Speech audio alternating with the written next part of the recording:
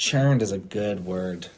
It's actually, you got to watch how you describe your food nowadays. I've learned this, like, when you are a server, which I really feel like every single person in the world should have to be a server at one Words point. are important. Work within the customer service industry. Yes. But when people would use the words heavy or rich, like, if you are going to sell somebody a lobster bisque, you want to say that this lobster bisque is creamy and rich. Yes. You don't want to say that that soup is Heavy. Because if you're going to have a lobster bisque, you're not going to do lobster bisque 3 times a day. No. And if you are, feel really bad for your everything. toilet because and for your butt. Yeah. It's not fun. Hello, everybody, and welcome to episode number 3 of My Thing Is. It's a special Valentine's Day edition. We're celebrating VD. This week, we get down with VD and talk about my new lady crush, Anna Howard Shaw. My brother Mark gives us his opinion on toilet paper and bidets. And I quit everything I've ever started in my life to start a new career in gaming. That's right, gaming. It's time to start the show. Let's go! All right, well, let's just kick it off with the word of the week. All right. I'm super excited. I actually have 2 words for you this week. Words of the week? Words of the week. So we've got 2 this week. At this rate, we're going to be writing essays by the end of the year. Well, that's my plan for everybody here is to write some essays. Get some writing back into the world. So, last week we had... Collywobbles. Yes, a really fun word, collywobbles, which meant nervous. I thought it was a fun word to use. I hope you guys have found time and the right place to use it in your life. But this week, I've got some special words coming to you. The first word of the week is flapdoodle. Flapdoodle. Flapdoodle. It's an actual word, and it means untrue. Untrue. Flapdoodle means untrue. Okay, yeah, definitely going to need it in a sentence. Now, flapdoodle used in a sentence would be like, you are the last person I would ever expect to hear that kind of flapdoodle from. Enough of that flapdoodle. I am disappointed in that flapdoodle. I am flapdoodly disappointed. Yeah. Okay, now the second one, I think that you're really going to like this. The second word is nipperkin. But the even better, you can actually shorten that nipperkin and just use the little phrase, one nip. One nip. Yep. So let's just say you're at a bar. I feel like I've seen this before, actually, in a movie or something, in like an English movie. And they say, what do you want? Yeah. And you say, Just I'll a take nip. a nip of that ale. Just a nip. Just a nip. You know? And I have heard that phrase. That means it's just half a pint. Just half pint right there. I think that that's good. You could also refer to it as an ice cream. Oh, how much ice cream do you want today? I'll take a nip of that vanilla bean. And punch that guy in the face because nobody eats less than a gallon of ice cream in one sitting. It's true. Hey, I'm Matt. And I'm Josh. And this is Not Your News. I don't know why I decided to sing it this time. You know this. Everyone else is about to know this too. I love dogs. What? We have 2 dogs in the household and absolutely love them. So one particular dog actually did a very heroic thing this past week. This is something that happened in New York, not in the city of New York, but in kind of upstate New York. A dog, which was actually a pit bull. Police started in this little town in upstate New York, started getting calls about a very loud pit bull running and barking up and down the streets of this town. Well, come to find out, when the police came to find this pit bull in the middle of the street, that the pit bull ran back to the home where it came from.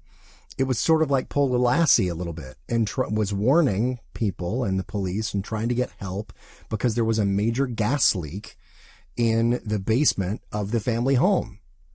And so the family luckily wasn't home at the time, but the pit bull was able to get out of the basement by removing a block that was holding the sliding glass door closed, was able to get out, jump the fence, warn police, warn the community that there was this gas leak going on, really protecting the dog's family. I just think that speaks so much to the loyalty of dogs and to how intelligent they are. It's amazing. And so I'll say this. I'll say, number one, dogs are freaking amazing. Our dogs are like my heart, and I love them, and they're amazing. Number two, if you are going to get a dog, if you want a dog, if your child wants a dog for their birthday or for Christmas or for whatever, great, grand, wonderful, adopt, don't shop. There are so many dogs out there who need rescuing. And who knows, maybe yours will smell a gas leak and go warn the entire neighborhood and the whole town and the police and everything. We have 2 Italian Greyhounds, so they're purebred, and so many times we've been asked, oh, how much did they cost? We're like, they was free because they was adopted. Well, I mean, there's an adoption fee. Yeah, but it's like a minimal, like a minute. It's not, right, you're not spending thousands of dollars to a breeder. Yeah, there's purebred dogs everywhere, and a lot of them need rescuing. I know that our dogs are amazing. I don't think they smell gas. They just produce it frequently. Well, yeah. And it smells sometimes like sour milk. And sometimes it just smells like pure death. But we still love them. That reminds me of that time that I was lying in bed and I woke up and I thought, this is it. I'm dying. I smell something. It was almost like burnt toast. It was in my nose, and it was just Sparky, and he was just farting in my face. And I was like, thank God. And I was like, why the hell are you farting in my face? But at least it wasn't a stroke. There is that. All right, so my good news. Well, I mean, it's sort of good news. I guess it is. But in the little acting world, my little acting world, and everyone else's acting world that I like to speak of, what I want to touch on today... Whose acting world is it? Everybody's acting world. And what I want to touch on is being your authentic self. Which is funny, right? When you're an actor, one of the biggest things I love about being an actor is portraying someone else. Because let's face it, sometimes life is not fun all the time. There's going to be moments in your life where you want to escape. My escape is performing. My escape is being someone else. However, what I have learned, and something that I try so hard in the past to, I guess, ignore, is to be your authentic self. And what I mean by that is, there's something about you that you put into every single character that you go out for, and that is what casting directors want to see. You may be going in for a psychopath who killed 18 kids and his mom and like loves like hairless cats, but really when you walk into that casting director's office, they're still going to see part of you. And I know that sounds crazy, but they do. They want to see what it would be like for the crazy sociopath to actually be a funny, nice guy that has your personality. They want to see a part of you. And another example is that I spent years trying and learning how to not speak with my Southern accent, which I grew up that was very, very thick for a very long part of my life. And I did that because it was easier for me not to talk with it in order for me to be able to play other parts, because it'd be hard for me to be in, let's say, like Guys and Dolls and play like Sky Masterson and be like, hey, Sarah, you want to go out? I'm from New York, I swear. You want to go to the Big Apple? So it became hard for me to talk like this. And so I had to basically learn a new language, which was how to speak non-regionally, which Matt is, of course, familiar with as a journalist. Well, I mean, I used to have a very thick Southern accent growing up too. And it's like, and you were always taught, don't have that because that's not what people don't want to hear this right here on the radio or on the TV. But sometimes they do. And the reason I bring this up is because probably over the past, I would say even 8 years, the one thing that I tried so hard to suppress, which was how I originally spoke as a person, is what has got me cast repeatedly. People want authenticity. They want someone, if you have a Southern dialect, they want to hear a real Southern dialect. And because I can tap back into and talk with it without any issue, and it's actually very easy for me just to go back to what I used to, I have gotten cast multiple times because of my ability to do so. One of which was doing Red Dead Redemption 2, which is a little video game that y'all might have heard of. So the point is, always remember who you are. Never forget who that person is, whether that's your dialect, who you are as a person, who you love, what makes you tick, and what makes you a person. That is what casting directors want to see. Even when you're going in to play something that's completely opposite of you, they still want to see who you are as a person. They don't want a robot. They just don't. And that's something that took a while for me to realize, is that the things that I used to suppress so much about myself are the unique qualities that people are actually searching for. They want that authenticity. They want you to be you, even when you're playing somebody else. So the moral of the story today, authenticity. Dogs are amazing. And if you want to get a dog, adopt, don't shop. Adopt, don't shop. Adopt, don't shop. Well, that's it for Not Your News. I'm Matt. And I'm Josh. We'll see you next time. Bye-bye. Hey, you feeling social? You can follow me at Josh Retnoble. That's JoshRhettetnoble on both Instagram and Twitter. You can follow me on social media at Matt J. McClure. That's MattJMCCLure on Twitter, or Matt McClure NYC on Instagram. Well, thank y'all for that good news there, Josh and Matt. I also grew up with a thick Southern accent myself, so I've been working real hard to jimmy my way out of it. Right, Mark? Yeah, me not so much, but I believe you. Anyway, thanks, boys. Hey, I wanted to add something to that Pitbull conversation there. Not the actual Pitbull, the singer. I wanted to talk about the Pitbull breeds. What I've noticed is that people who think all Pitbulls are bad dogs are the kind of people who think that the sun shines out of their kid's ass. True. Is that what you've come across in life? Yeah, definitely. I've met like people that are like, oh, pit bulls are awful, but look at my beautiful child strangling that other child, expressing himself in a way that I don't think is dangerous to the other child. My kid's just trying to let his anger out. I think it's very easy to look at one case of one thing and be like, oh, everything of this color or this shape or this size is leash that dog, but don't tell me how to control my disobedient, bratty-ass kid. He can run free if he wants in this extremely nice restaurant. I'm not going to tie up my child or even leave him at home with the babysitter. Yeah, it's like, get a leash. Yeah. Or like... get your tubes tied. Yeah, I was going to say, get some birth control.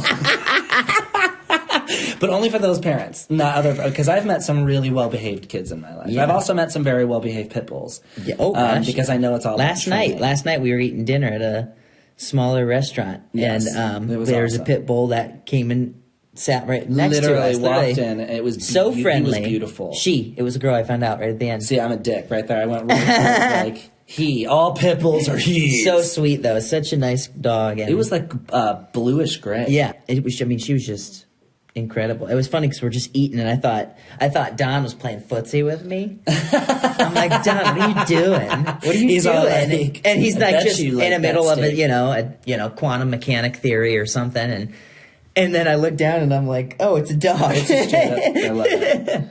Yeah, so thanks again, guys. That was an awesome segment. It's time for another episode of Word Soch. So this is a really fun game you can play either at home or if it's appropriate enough at work.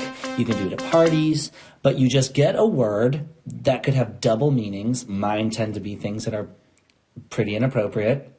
And you tell them to people to see how perverted their mind is.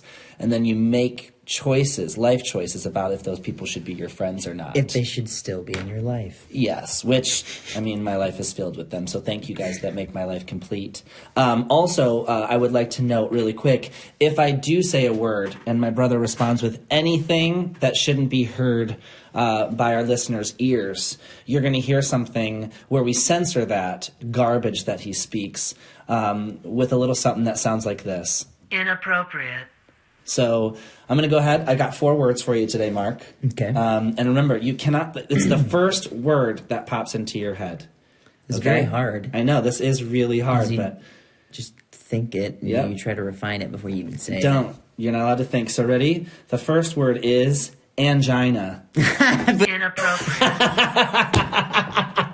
Angina. And he obviously said... Oh man, that was a actually trick. For all of, everybody out there who doesn't know what angina is actually chest pain caused by insufficient blood flow. So, I thought it was shredded chicken and cheese. Angina. Oh, I'm thinking of fajitas.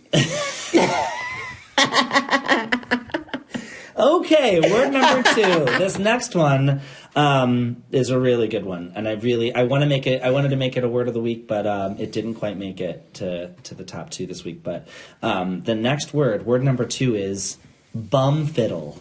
Bum socket. What the hell is that? I don't know where that came from, but Well, you know what? That was the first. That's what one this that came game to your does to mind. me. That's what you this don't game get does a to point me. for that one though. So I think this is the first time you mentioned. you're like, you somehow are losing You somehow points. lost this game. No, bum fiddle is actually, it means to harm or attack. To right? harm or attack? Yeah. It really does not sound. It sounds pretty pacifist, honestly. Like bum fiddle sounds like I'm gonna play you some music while you Play with my calm bum. down. Calm down.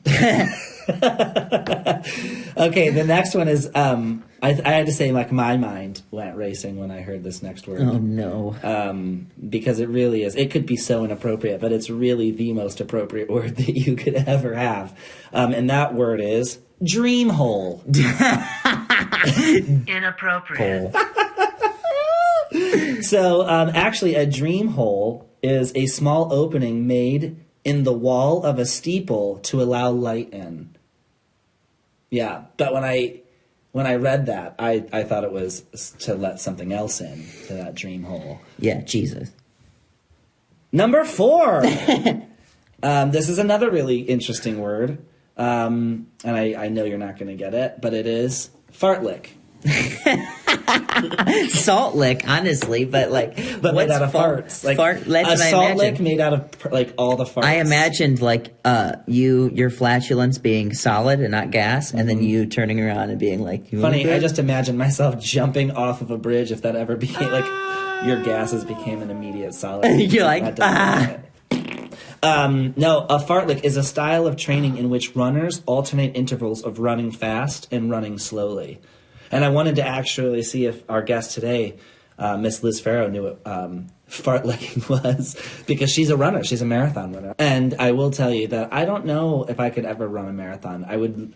I only run if someone's chasing me. Yeah, to that's tell you fair the enough. truth. And even then I went like fall down and just say, do what you will with me, just don't hurt my face. Yeah, you're the woman in the film who like trips on the first stick that she sees, and you're like, You know, guys fall too. oh yeah, but I'm saying, I know guys are the ones who like they have like that scene where like they go to use the weapon heroically and then they fuck it up, no Yeah. matter what it is. Yeah. You know what I mean? It's true. That's like in every scary movie. Like Or- there's those two scenes. You can always count on those. There's always the scene too where like, and I'm going back to Silver Bullet right now in my head, but the scenes where it's like the bullet falls through the radiator and like it's so close to their finger, they're you're like, constantly they're touching it, but then like they flick it so far, so they're like touch, shoot! I just accidentally flicked it 30 feet away.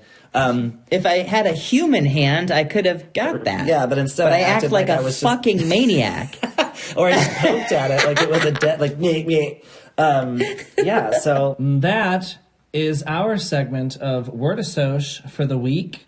Come back again next week for another segment of Word Assoc. bye.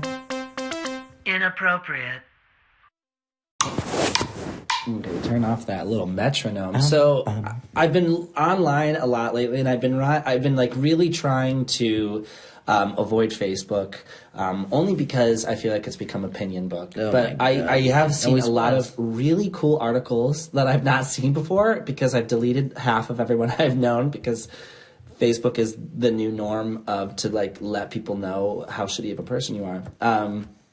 So it can be helpful, but I found this article the other day, and it asks the question of, would you rather use toilet paper or would you rather use a bidet? And for people who don't know what a bidet is, it's literally like a tiny little bath for your butthole and for your other little bits down Taint. there, or not so little bits, to just make sure you're 100% clean. Because it is a fact, and we can use our little fact sign here, that toilet paper does not clean that area up as well as it should. No, because it's it can't just like get a into all quick the fix. crevices that Right. a liquid could. Right. So when you use water, you really do get a fresher sense of feeling down there, but also at the same time, it is a lot cleaner. So I wanted to ask you, you've never used it? Yeah, I was gonna say, to preface this, I've never used a bidet. Have you I ever would used one of those absolutely toilets use that one. like blow dry your butt and stuff like that? No, I've never. Oh my god. I've never done any of that. Would you? Would you sit? I on would the toilet? absolutely do Isn't that. it I would great? do the whole, any of them. You can actually buy them. They're really cheap. It's like $100. You can actually buy an attachment for your toilet, And it will literally, it has like a tiny little hose that comes out. And it's not like an enema. You're not going to like clean your insides all the way up to your throat with water pressure. It's just something to let you know that when you take off your underwear, it's not going to look like one of those woolly bear caterpillars was living in the back of your pants too. You know what I mean? I don't necessarily. I've always been extremely. You're like kind of OCD about that area. kind of thing. Not to get too personal, but yeah, no. But then there's, if you don't have the bidet, so you live the TP life. Like I live the TP life, right? Yeah. So there's tiers of the TP life. Let's talk about the TP life. The TP life tiers would be single ply, double ply, triple ply. If you use single ply toilet paper, don't, because you are going to lose friends. I have never in my life, some of the richest friends that I have, and we're talking, these friends of mine have millions of dollars. I will, and I'm not a public pooper. So, you know, if I stay at their house because we went to an event or we're going to a party or whatever, we get to drink in, it's responsible to stay over. It's also responsible to wipe yourself after you shit. If I reach for a piece of toilet paper, that toilet paper feels like it's gone through the washer and dryer. And you can see your hand through it. I'm supposed to use it for the first time. You can see your hand right through it. I mean, you got to ask yourself this question. When you are going through the grocery store and you see single-ply toilet paper and it's only 99 cents for 8 rolls, the other question you should ask yourself is 99 cents enough to pay for you to finger your own shitty asshole? That is the question you need to ask yourself, because every hotel, with the exception of a few that I've stayed in, really do use just straight up like single ply toilet paper. And I don't like that. Like even when you blow your nose, like I have allergies and I'm allergic to a lot. So if I go in and I go to blow my nose and I'm in a work meeting and I use one of their single ply tissue papers, there is mucous membrane all over my hands. It's now on my shirt. Now just imagine what a shitty ass is going to do. It's the same thing. There's force behind that. So single ply, no way. Not here. And if you are my friend right now and you're listening to this and you use single ply toilet paper, get a damn bidet. What the fuck? I'm never coming over. So you really have a friend who maybe he's not a millionaire, but is very well off. Oh, I have multiple friends that just and they use choose to use single ply toilet paper. I would not lie about it. I'm concerned. Like a lot of people in life, they're like, we need to save people. We need to get them to heaven. My thing is clean your own ass. I want you to know what a clean ass feels like. Just because you're a man doesn't mean it's cool to just walk around with skid marks. Like I'm a man. No, it's not cool. You have shit on your underwear. That is not cool. Gosh. So I wanted to get that out there. We have to, being where we are now in the Dalles and everything, we found out from a plumber here that it's always nice to use toilet paper that does break down easily. And there's stuff that you can get out there made from things that are double ply or even triple ply that do break down easily. Don't think you're saving the environment by getting single ply. That could be just as harmful. And also, don't flush wet wipes down the toilet. True, that should be it. Instead of getting wet wipes, get one of those bidet. Little bidets that come with it. I'm telling you, it's going to make a bidet. You know? A bidet will make a day. I've been on ones that literally have like a tiny little, like a dryer that comes out and dries you so you don't have to drip dry. I'm not lying to you. I'm just thinking of more rhymes for that. A bidet will make your day. Go from nay to hooray. Yes. Yes. And like the other thing, I think the other one. But it's like a Jersey woman. Like when you go to sit down in the morning, if you're a morning pooper. Always. Definitely. I'm on a schedule. I've got my schedule, yeah. I wake up twice a day, this poop. guy. I'm sorry. I think it's great. No, that's regulated. Yeah, I've gotten pretty regular. Old prune over here. Yeah. I am a ripe young prune. No, I would love to have a toilet seat that was heated. You know what I mean? Like, why is a heated seat only great in a car? You know what I mean? Like, I'm not sitting bare ass in a car. It would absolutely be fantastic. I think okay, have you ever seen those ones that are like carpet? Does that not weird you the hell out? First of all, another thing. If you use a toilet rug, like one of those toilet rugs around your toilet, don't. Because that is literally a piss collector. Oh, if you're a guy, let's just be honest here. Oh my Lord. Have you ever been to a restaurant where it's like they put the little piss trap into the toilet, but it's so fresh? And you gotta pee on it. As a guy, like if you see something in the urinal, you're gonna pee on it. But you pee on the little, like that brick that they put into a urinal that makes like the urinal cakes. And it gets all over your pants. Yeah. Now imagine Literally, happening. as a toilet at home, somebody comes in, you got your cute little toilet rug that's just a piss catcher. Yeah. Someone's going to take a pee there. It doesn't always stay within the toilet. No, it's like, just you an can aim all-around for the bad center. idea. I was just surprised that it's been so regular and commonplace as it has become. Because even growing up, I mean, I can distinctly remember going places and be like, "This is weird, right?" Like, and then once you learn about like the toilet seat had like a foam cover and it was like soft for your butt to yeah. sit on. Like if you're Oh, sitting on the yeah. toilet that long, see a doctor. yeah, no, it's Like if you actually need massage settings on your toilet, we need to like a seat warmer. That's fine. You know, a little bidet bidet. We're getting clean. Everything has a encouraged. purpose, but to make sure that your butt's comfortable for the 45 minutes that you're sitting in there. Like I get it. You know, the only people that should be sitting in bathrooms for longer than 10 minutes are parents because parents need to have a break. Yeah, true. And sometimes I've talked to moms and dads. A lot of my friends are moms and dads, and they will tell me that getting away means they have to act like they're going to have like a shit attack. And still, while they're going pee or while they're pooping or while they're just faking it, little fingers are coming in from under the bathroom door like, Mom, I need a cookie, Mom. So they have to fake going to the bathroom. So I don't have kids or anything, but I've actually faked having to go to the bathroom just to like... Sure, it can be a good social exit, right? Yeah. Like, oh, yeah, I can't. Oh, you also have used it to get out of a lot of things. Like, I know for a fact, I've been with you. You're I like, have. ooh, they're like, hey, do you want to go see the Indians play? And you're like, can't, I've I got have diarrhea. You know what, guys? I have to say this for everyone who's listening. A good way of getting out of anything is going with diarrhea or with vomiting because nobody wants to. Yeah, argue nobody with questions the Hershey squirts. I can And tell you that right and now. honestly, if you've got someone that's like, I don't believe you, show me your shit. Don't fucking hang out with them. Yeah, don't hang out with someone who's going to take your shit. No way. That's a problem. That is not cool. Actually, I will take that. My mom got hip to my game though when I was a kid. Oh. And I mean, I used to do like the thermometer thing when I'd put it by the light, not at my butt, because I think that a lot of people thought I was going to go with the thermometer thing to make sure that I had a fever. I would just put it right by the light. Yeah, sure, I did that. And that would, but one time I remember she caught me doing that too, and it was like 110-degree fever. It's like, you should be dead. Yeah, she's like, okay, well, that's not humanly possible. I stuck so- a suction cup to my head one time, and I know if Mom's listening to this right now, she'll remember this. With 3 of friends that I had in the neighborhood, they dared me to stick a suction cup to my forehead one time, and I did it. A lot of us did it, and I pulled it off, and I had a perfect circle. So I went home. Yep. Okay. And Mom was like, "What the hell did you do?" did you And I do? told her I got bit by a bug. I remember when I had for dinner that night because she sent me to the room for lying. I ate Eggo waffles. You're I'm like- not gonna lie, it was perfect. But I lied about it. So I'm not gonna lie. Now, I did lie then. I did lie then. It was not a good lie. I think I even made it up. Like I was like, "What kind of mosquito would leave this big of a mark?" Can And you she's guys like, believe "A liar." this? And she's like, no. Yeah, I don't believe that. she'll call your bluff.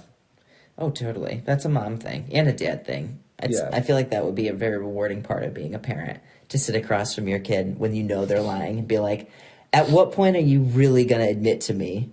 I think it's Knowing funny the now. full truth and being like, at what point are you going to tell me? But like, if you so now that it's was like so a 30-year-old nerve-wracking being a kid, But but- like, can you see that now? Like in the faces of other, like if you're hanging out with parents and they everyone starts getting a little fun and angsty and stuff like that. Like, I don't know, maybe you got some drinks and like they tell a fib and they get caught in it, but they still hold on like their kids will to their life. Yeah, totally. I've seen that too, and I'm like, this is great. But about things that don't matter. They're like little details in a story, and you're like, no, that didn't happen. I was there. It happened. Yes, like I this. did survive. Like, I an remember it 86-foot fall. distinctly. Tell me that. And you're like, all right, Tammy, Christ. Jeez. I mean, Get a whatever. life.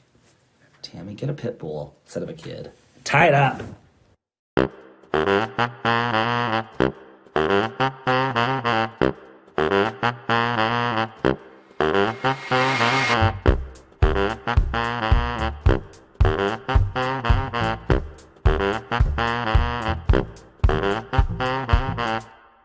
This week's segment of Head Case, I'm very excited because my friend and author Liz Farrow is in the house.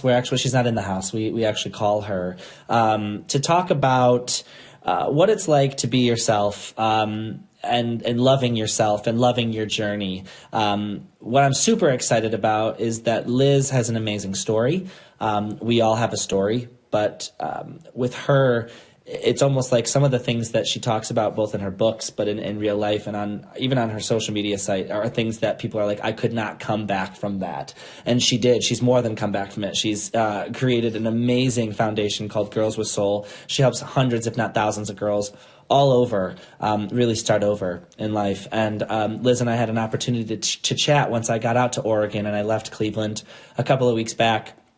And I got to say, guys, I'm not a pro. I'm not a doctor. I'm not a psychologist. I'm not a therapist. What I am is I'm a person who cares. I'm a person who suffers from a mental illness. I'm a person that in the past blamed a lot of the bullshit that I let in my life, the people that I let in my life take me down. I am not 100% back in the game yet. I'm working just as hard as everybody else on my dreams, on my everyday happy. But I'm not going to shy away from the fact that I've got some pretty fucking cool people in my life that I want to share with people. And I'm not afraid to talk about my dark times because I'm very happy to be a little bit out of that and have it behind me. So with no further ado, I would like to introduce to you my friend, Miss Liz Farrow, and I would love to chat with her about being yourself because really everybody else is already taken.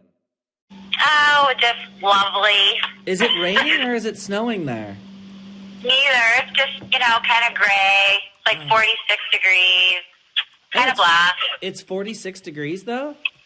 It is, right? Yeah, I'm on my way down to Canton, and it's always a little warmer here than it is at home, but yeah, it's not too bad. Well, look at you. That's awesome. We're snowed in, really. I mean, yikes, they're getting really? record-breaking snow out here. And like the last 20-some years, it hasn't snowed this much. And it was funny because we came out here and we're like, oh, poor Ohio, they're getting the polar vortex and they're getting this and that. And then all of a sudden, literally, the day your polar vortex ended, the snow started here.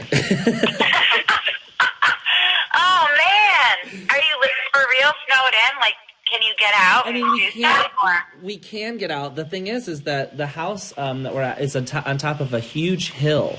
And, I mean, like, really steep, like, super, super high. I mean, it's like, it literally, if being from Ohio, it looks like a mountain that lots of people live on. But it's not a mountain. It's just a big hill.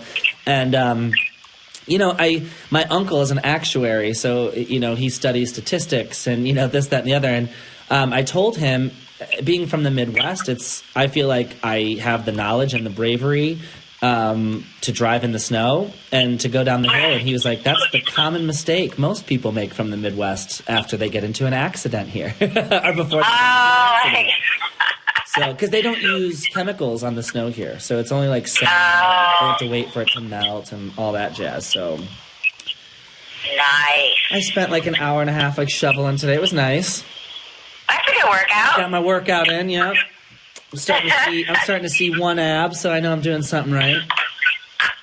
You got one under there somewhere? It's under here somewhere. It's buried in the keg.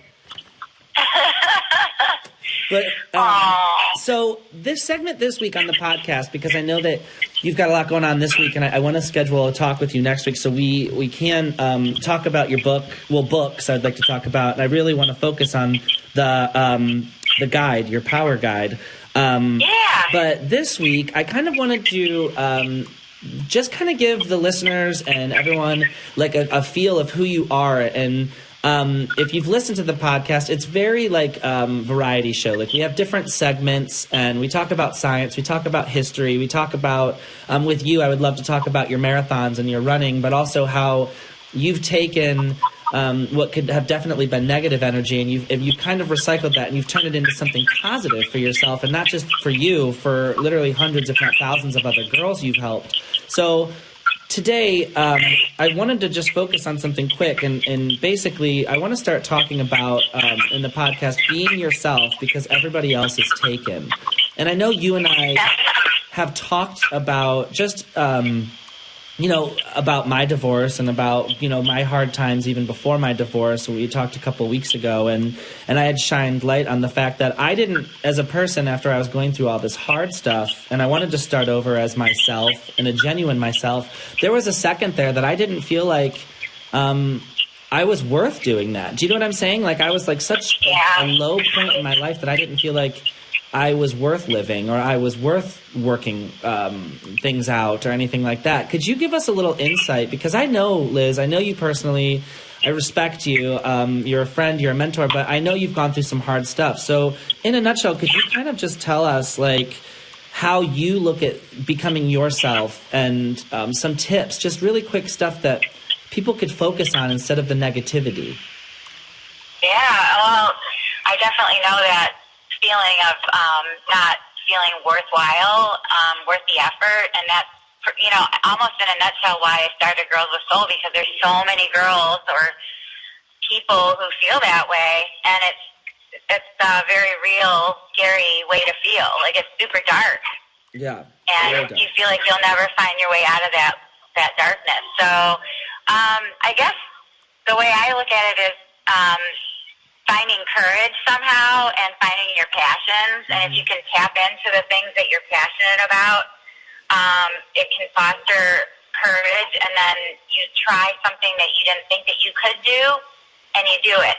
Yeah. And whether it's a physical thing, for me, physical achievements bring a great sense of achievement and power in my mind. So then I can focus on the positive, and when I'm feeling down and I'm not feeling worthwhile, I can say, well, fuck, I did that. I can fucking do anything now, So if you just find that thing, and it doesn't have to be, a marathon or something crazy, but find that thing that really sparks passion in you, that maybe you're afraid to try because you think, you know what, I'm not worthwhile, I'm not going to be able to do it. People told me I won't be able to do it. Believe me, I've heard that. Yeah. And then go do it.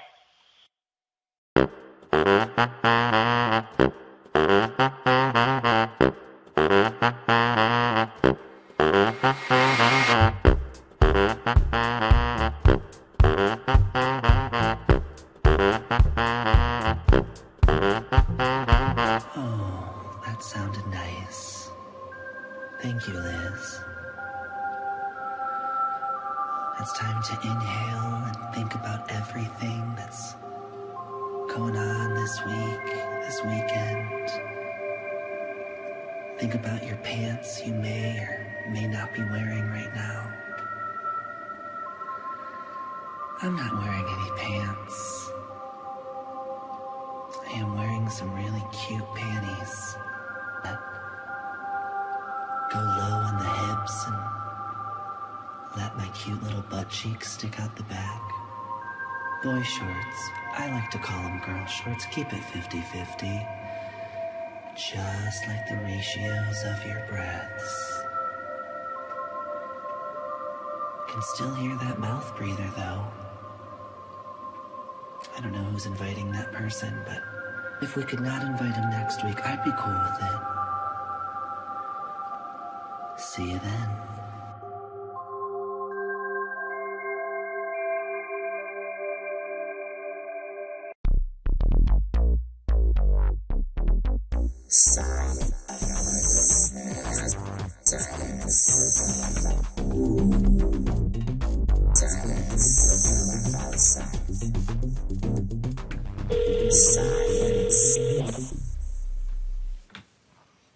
Well, hello. Hello, Uncle Don. How are you?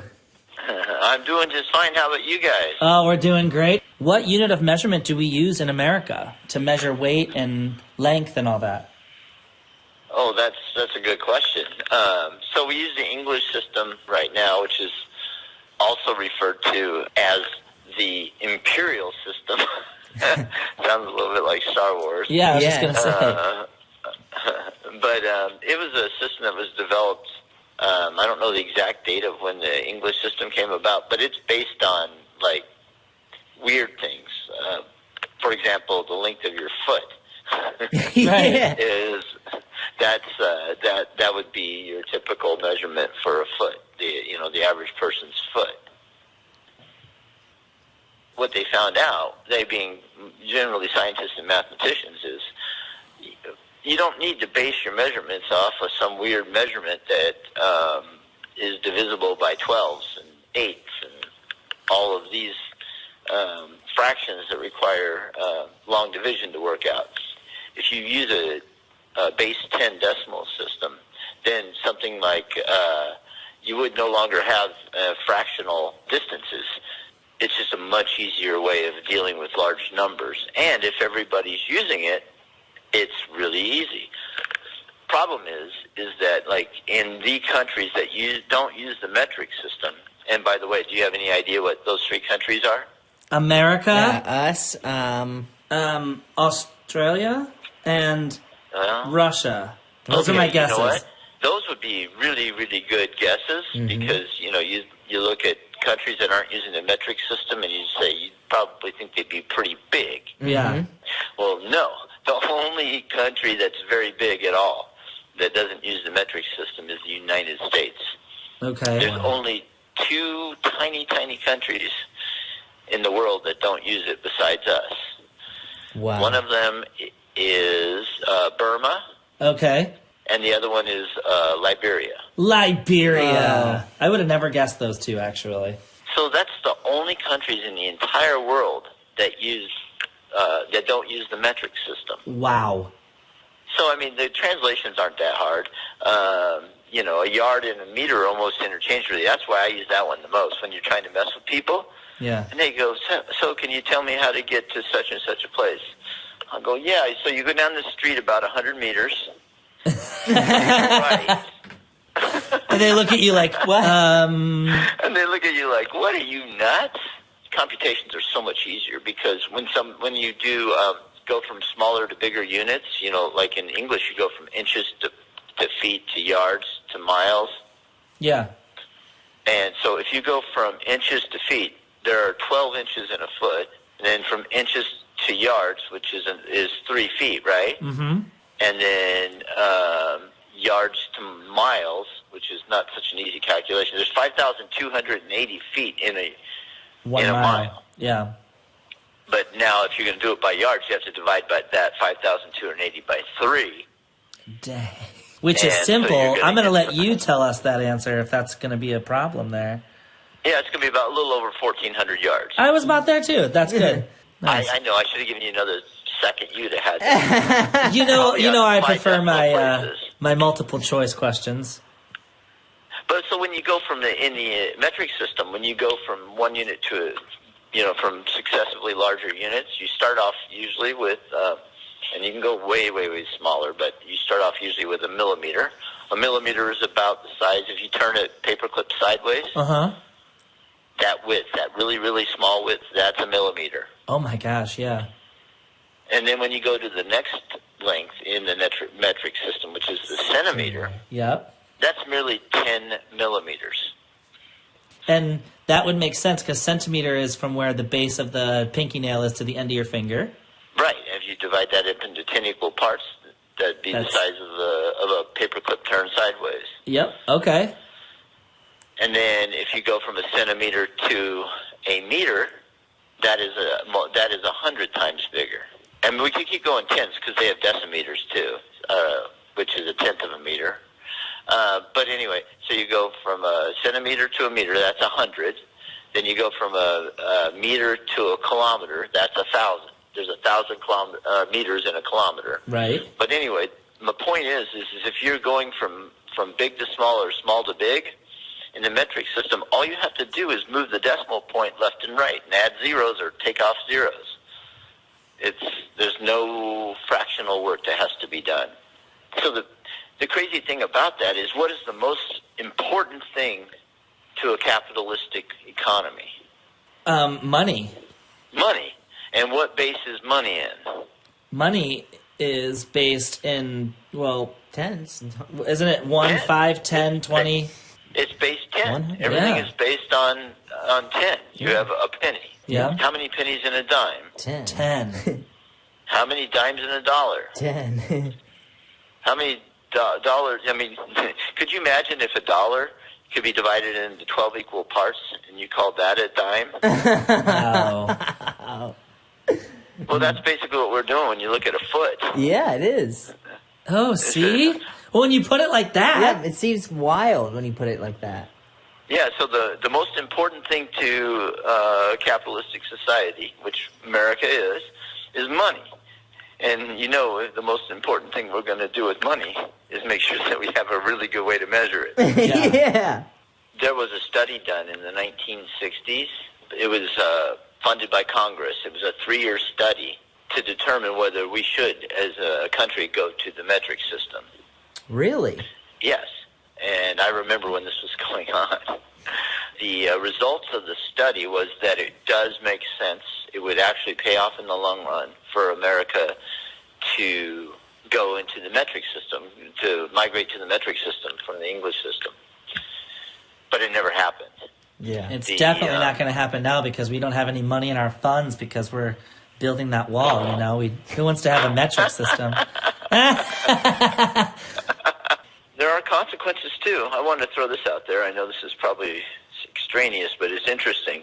So there was a trip to Mars, a mission to Mars in the 70s, and it was a multinational effort. We had people from the United States, we had people from Europe, all working together on this one probe. I think it was part of the International Space Agency.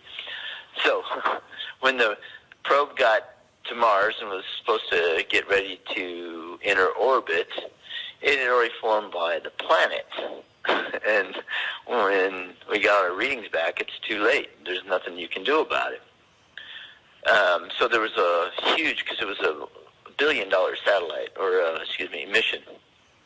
And there was a big analysis done to try to figure out what happened. And what happened was some of the telemetry that was being sent to the spaceship was in the English system. Oh, was in no. the SI system. Oh, no. So it was not in where it was supposed to be, and it was going too fast. Oh, yeah, that's a hefty mistake there. Yeah, it's a $1 billion mistake. Did I tell you I was working for NASA right around that time?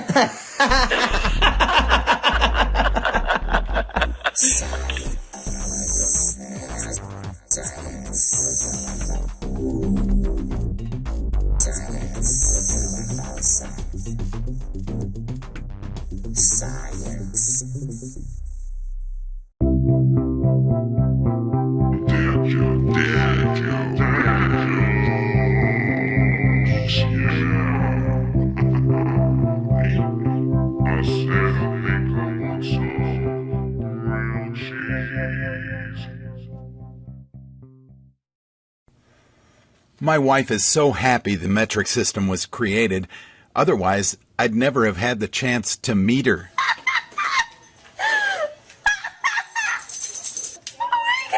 Why won't the U.S. switch to the metric system? Because there would be mass confusion. Ooh. Pounds or grams, get it? How do we know that Darth Vader is American? Because he marches to the Imperial March and not the Metric March. As we all know, this last week was Valentine's Day week. That doesn't mean we all recognized it. I know I definitely did not celebrate Valentine's Day. Instead, I celebrated a special lady's birthday, that lady being Miss Anna Howard Shaw. If you don't know who Anna Howard Shaw is, I would like to tell you. She's a really interesting woman. And like I said, she was actually born on February 14th, 1847. And what you probably don't even realize, because you don't even know about her, is that she loved people so much that she became one of the leaders of the women's suffrage. That's right. She worked so hard and fought so hard so women could have equal rights. I think that's very cool. Anna Howard Shaw was born on February 14th, 1847 in the UK. By the age of 4 years old, her father moved her to Massachusetts with the rest of her family to start a life in America. Now, just a few short years later, at the age of 12, Anna Howard Shaw's dad took up claim of nearly 360 acres of land in Michigan. He then sent Anna Howard Shaw, her mom, and 5 kids to live there alone. Now, her mom thought that this new place that her dad had taken up claim for, or had bought or owned, was going to be like an English farm with sunny skies and meadows and flower gardens, but that was not the case. Instead, it was a forlorn and desolate place. The crazy thing about that is that it was 40 miles away from a post office and 100 miles away from the railroad, which basically meant they were in the boonies. But the boonies could not keep Anna Howard Shaw down, thus making her a 12-year-old badass. From working outdoors and doing jobs around the house, and we're talking crazy chores like digging wells, building fences, all that jazz, Anna Howard Shaw was the woman for the job, the young woman for the job. She even helped refurbish her own home with the help of her own siblings. Anna could not help but notice that her mom was extremely overwhelmed. She did everything she could to help out, but her mom just grew more and more depressed. And she couldn't help but almost blame her dad for this. And this is around the time when Anna felt very empowered as a woman. It was difficult for her not to blame her father for moving her mother and her 4 other siblings out into the boonies in Michigan. But she couldn't give up. Anna went on to do some pretty cool things against all odds. Some of those things being one of the very first women's Methodist ministers in the United States. Now sit back and think about that. I would have no problem with a woman minister. I know a lot of people who wouldn't have a problem with a woman as a minister. But we can't even let women inside of the government without being pissed off or frantic or freaking out. Could you imagine those kinds of men or even those kinds of women finding out that their church service was going to be led by a woman? Yeah, they'd freak out. I feel it's very empowering, and I know millions of other people find it empowering too. But she didn't stop there. She also became a physician, and then she became one of America's most influential leaders ever. That's right. As one of the leaders of the women's suffrage movement, Miss Anna Howard Shaw fought for women's voices to be heard. And that's exactly what happened. In 1887, Anna Howard Shaw met Susan B. Anthony, and the two of them went on to make history. That's right. These two women and a bunch of other badass women fought and won for women's rights. That's right. In 1920, these women won the fight to get women the right to vote. The crazy thing about this is Anna Howard Shaw died in 1919, just a couple months short of being able to see women be able to vote. I find this both sad and inspiring. We all know that we cannot live forever, but that doesn't mean we can't strive to create something that can. Anna Howard Shaw did not have a lot going for her. I mean, seriously, you guys, she was in the middle of nowhere for most of her life, but she got somewhere. She got somewhere because she worked hard, and she didn't listen to anyone's opinions of what she should be doing. She also didn't let those opinions stop her. I admire this woman, and that's why I wanted to tell you about her today. Anna Howard Shaw, thank you so much for your sacrifice and your hard work. We all appreciate it. Happy birthday to you, and happy Valentine's Day too. Fuck. I have made a decision for the both of us. I'm quitting everything I've done in my life, and I'm leaving on tour with Rock Band, the video game. With Rock Band? Yeah. With Rock Band 1? Rock Band 4! World Tour! I didn't even know there were so many different rock bands. So there were, and there was rock bands, and then there were Guitar Heroes, and then they like blended them, and then there was like a Beatles rock band. That don't know, Mark, will you tell them what Rock Band is? Because I mean, I can try to explain it, but I'm not a gamer. I'm just gay. Yeah, okay. So Rock Band is exactly what it sounds like it is. It's 4 instruments, a guitar, a bass, some drums, and a microphone. And you get 4 players, and you just go to town. You can pick easy, medium, hard, or expert, and, varying difficulty based on what you pick. But it's a lot of fun because it's really not that difficult. Anybody can pick it up and play. I mean, even last weekend we were playing with Donnie and Tabby, and Aunt These and people, uncle, yeah, they don't play video games at all. They don't even like video games at all. Hate 'em. But they bought an Xbox 360 and an Xbox One just so we can jam out on Rock Band when the time comes. And if that's not dedication, I don't know what is. And I will say right now, because I was nervous to play this game. I mean, it takes a lot of courage because, I mean, even though there's like a lot of loud music going on, but playing with us, it's high maintenance. But we know what we're doing. They're good. Donnie and Tabby are fucking good. They're so good. And I've played it before, so I kind of grew up playing it, so. It's a lot of pressure. You get up there and you hear people clapping and stuff, but you know what? I felt really good with my performance. It is very fun, though. So, getting out of here. if you've ever been interested in karaoke and you like doing karaoke, this is something that is really fun because, and I didn't think about it like this, but once they explained it, I was like, okay, well, long story short, at the end of a Rock Band song, you get a grading, and it's a percentage based, how good you did. And there's usually a little bit of feedback, like missed some vocals or could improve here. And or it's don't really ever do this again. Yeah, or you should just quit while you're ahead. But it's really fun to get that score, and it's more satisfying than being in a crowd of strangers and them just looking at you. Or if they get up there, have you ever been to a karaoke bar and they've get up there and they just start singing a song, but it's not singing, it's they're reading it like a poem. Yeah, they're like, I just want to fly. Yeah. Put your arms around me, baby. Put your arms around me, baby. Put your arms around me, or baby. Then there's the complete opposite where you get this little dainty thing coming in there to sing something, and you're like, oh gosh, here we go. And she's like, come on the lips of an angel. Yeah. And she kills it, and you're like, wow, I didn't expect that. Yeah, I remember going to karaoke.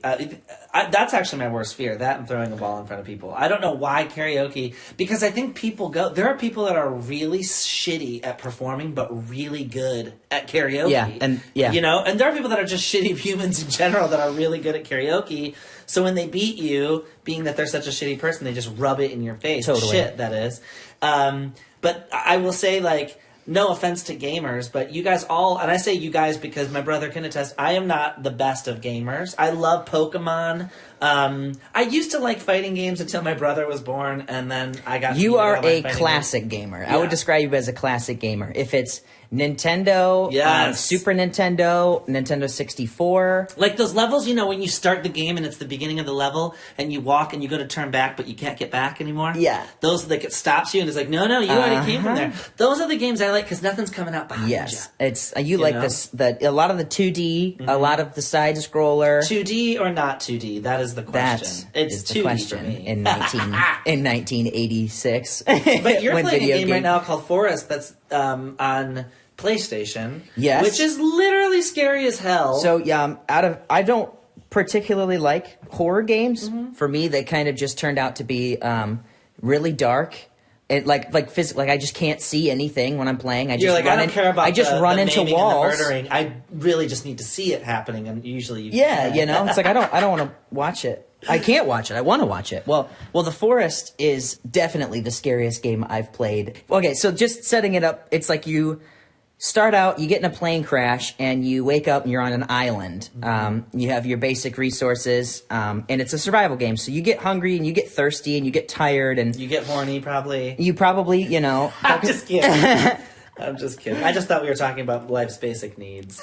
They haven't covered that. That's in the next update. Yes, that's right. No, but you just gotta, hunt and fish to survive, and you start to do your thing, and you build a shelter, and usually within the first couple days, you start seeing some things or hearing some noises. And if you've never played the game or don't know what it's about, you kind of shrug it off. Yeah, okay, you watch the preview, you'll understand you're on an island that you share with cannibals. There are a lot of different types of cannibals so there's the basic, just man and woman that run at you and they just yell and scream, and you have to protect yourself, defend yourself, that kind of thing, which is horrifying because it's not like it's built to be like this fighting game. It's just a survival game with a fighting feature. Survive. Yeah. And if you get attacked, that's when you fight. But other than that, you're hunting, you're building a a shelter. Yeah, and that's why I love you it. guys build boats. We love it. And I have to say, like, we're big this builders. When you say you're going to game, it's fun for me because I get to stand upstairs, like I at the top of the stairs and laugh at usually 4 to 5 grown men that I can hear screaming because they'll be working, they'll be digging, or they'll be setting something up, or setting a trap, whatever it is, and they'll like go to turn and walk around, and they'll be like a cannibal right behind you. Oh God! Or yeah. there's like something that pops out of a cave. Okay, yeah. So this is perfect. You can hear yourselves. I can hear you. You play in a squad of 4, up to 4 people in a multiplayer lobby. 3 friends and you hop on, and you guys have a clear objective to survive. That's basically it. So it's like anything you can do to survive, just don't die.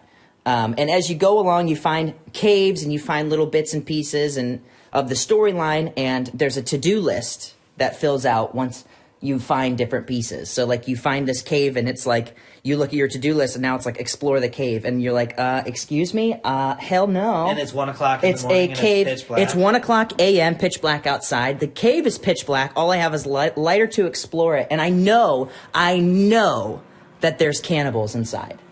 The thing I think is really cool, and I sound old saying this, is that you no longer have to leave your house to go play a game with your friends. Like, you can literally call them and be like, hey, want to sign on and play this game? It's fantastic. And I find that so cool. Like, really, really cool. Yeah, they're the people I have best kept in touch with since moving, has been my gaming friends. I don't know what episode of whatever it is, maybe like Black Mirror or something, but I just always think, like, you were talking about PlayStation and Xbox, we had this conversation, and then you talk about virtual reality, and you had said, like, it's really that's cool a whole to thing in experience itself. it, because you literally, the world around you changes, and my thought instantly went to, like, people that, have their 9-to-5s, but then go home, they put on this virtual reality thing, and they're a rock star in these worlds. Yes. And I think that's pretty badass, because Well, yeah. you can do anything in these worlds. You take it a step further, people are already doing that today. I think that's amazing. Escapism. What do you do when you get home from work? I usually Masturbate. eat and masturbate and cry. Yeah, usually. But yeah, it's just like Rock Band was this past week. It was really fun to be able to play a game that I was quote-unquote good at, but it did make me nervous. But we do have a sound clip, I think, from this last weekend. What was the first song? What did we open with? Something from the 90s. Creed? Was it Creed? Did we I feel open like with Creed? I sang, with arms wide open. I thought we closed because we failed that because we all were laughing. Okay, I thought we were just going to talk about the success of the band. It is embarrassing. You know what? I'm in this new phase in my life where I'm allowing myself to admit things that didn't go right with my life. And one of the things that didn't go right with my life was choosing Creed. And that song that we're going to show you in the sound clip is by 3 Doors Down, the band, I believe. Yeah, I think that's and it's called Kryptonite. Look Let's out, take a Superman. listen.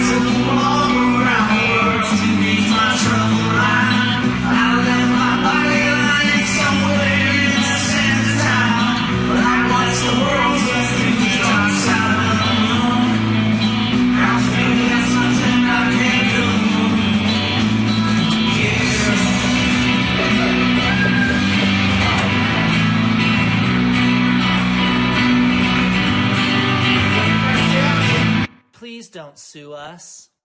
What a great show this was today. I know I took some stuff from it. What about you, Mark? Nothing today. But Okay, I next will week tell you what you should take. I think the most important lesson that people should take from this week's show is don't use single-ply toilet paper. Don't buy it. Don't use it. It's down with single-ply. Yeah. Let's start focusing on the real worries of the world. Whatever. Anyway... Anyway, I would like to thank my friends that helped me with the show, Josh Rhett Noble, Matt McClure, my dad and Mark's dad, Ron Eastwood, our uncle Don Thompson, Liz Farrow, Mark Eastwood, my half-brother. Exclusively. I would like to thank our listeners. Yeah, everybody listening at home. It's pretty freaking cool. This show would just be a literal conversation over coffee if we didn't have people tuning in. And what's really cool is we started this as just a small project, and it's really started to take off, and I'm excited about it. And it would not happen if people weren't listening. Yes, definitely. It's just thanks for listening, and like and share and spread the word. Yeah, we tell your appreciate friends. everything, and hopefully we'll have some more for you. Oh, also shout out to Spooner. Yes, That's specifically for him. Apparently his company is thinking about putting our podcast in the newsletter. Yeah, newsletter. Or no, he recommended us to his company's newsletter. That's what it was. So thanks for that, Spoon. We appreciate it. And I'm super excited for next week, though, because we have a really fun and exciting show. That's because we've got some more of my friends joining and some of Mark's friends joining. But we are going to talk internet trolling, how to avoid it, but if it happens to you, how to deal with it and how to stay safe from those stupid-ass trolls. you got to pay the troll toll to get in. Troll toll. Also, we do dating apps. Literally, some of our friends stop by and talk about dating apps and what it has done for them. Liz Farrell stops back by and talks about her new book and some other cool stuff. And Josh and Matt come to us live from Ireland, so I'm super excited about that. Say bye, everybody.